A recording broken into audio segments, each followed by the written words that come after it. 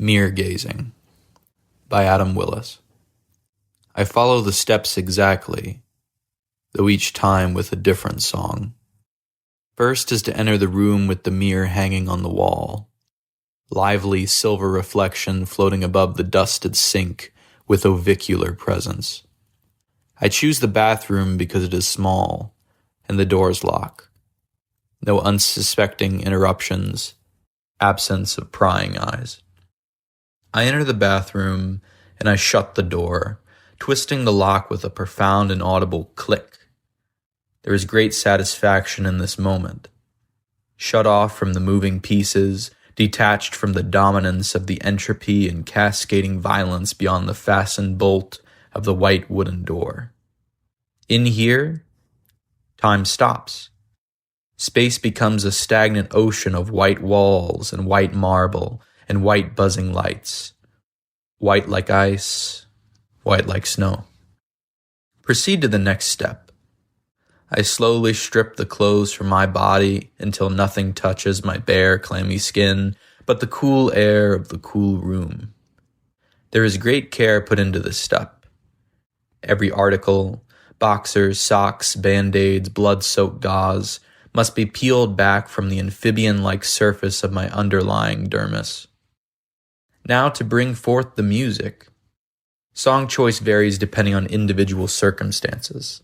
Standard is the selection of a methodical, melancholy tune, voices and instruments bordering upon both the light-hearted and the sinister when analyzed beyond superficial vibrations. Tiny Tim is a classic. Likewise, the Chordettes, Ella and Lewis, or other mid-century artists. My preference is of a more particular volume. Any song by the Ink Spots will do, although tingles at the base of my quivering spine have drawn me this time to a specific tune. I shut off the bathroom lights. In the darkness, I fumble with the record player. When I set the needle down, Maybe begins to play. I flip the switch of the flashlight hovering just below my flat spectral face. This done at an angle sharp enough to project the shadow image of a skull across my forehead and cheekbones. I can see it now. The sharp edges of the black death expression consuming the emptiness of my apathetic visage. The thin rim of light around my eyes illuminates the phosphorescent blue crystal stare of my cold, absent gaze. I do not smile. I do not feel fear. I stare deeply into the darkness in the center of my brow, focusing intently on the bridge of my nose. Soon my unblinking devotion generates the separation. The notable dislink of the face on my body and the face in the glass, the conscious self and the self within the self. This a notable series of perplexing puzzle images that fill the mind with abstract hypothetical. The abyssal inner world made visible with eyes spun backward into the skull. My face melts into teal VHS static, cathartic cathode buzzing compounding tube TV expressions. My visage becomes photonegative. Shadows turn blue ivory as my pale skin fills in with liquid black. Fuzzy disassociation of my body mass reflection cleaved in half, forming two blurry anthropoids of similar likeness. Both of them stare at me with inhuman faces resembling, in essence, amorphous voids and screaming polyp coral. Bright flashes of cool colors explode around my periphery, granting horrible illumination to the unilluminated. This, a picturesque electrochemical fireworks show, drowning out the crawling darkness. And the darkness crawls, my friend.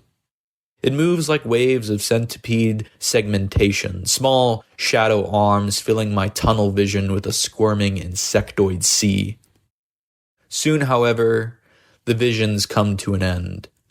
My spine turns to clear water, and my skin trembles with subcutaneous fear. Hard bumps sprouting sharp peaks across the bloody mounds of my proud flesh. The faces of the mere shades dissolve into the background mist, leaving behind nothing but a featureless void and a set of blue-yellow eyes watching me from across the abyss. My true reflection, my inner self. I do not know if I can make it to Wednesday, my friend. I have been staring into the darkness nonstop for 9 months, 25 days, 10 hours, and 56 minutes. I fear what will happen if I look away. I cannot tell if they're hallucinations anymore. They feel too real.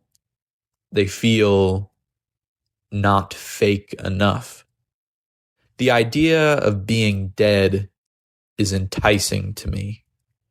Death entices me. A gunshot wound through the head with a revolver? Perhaps with a revolver. I will buy a gun now, or as a gift for my birthday.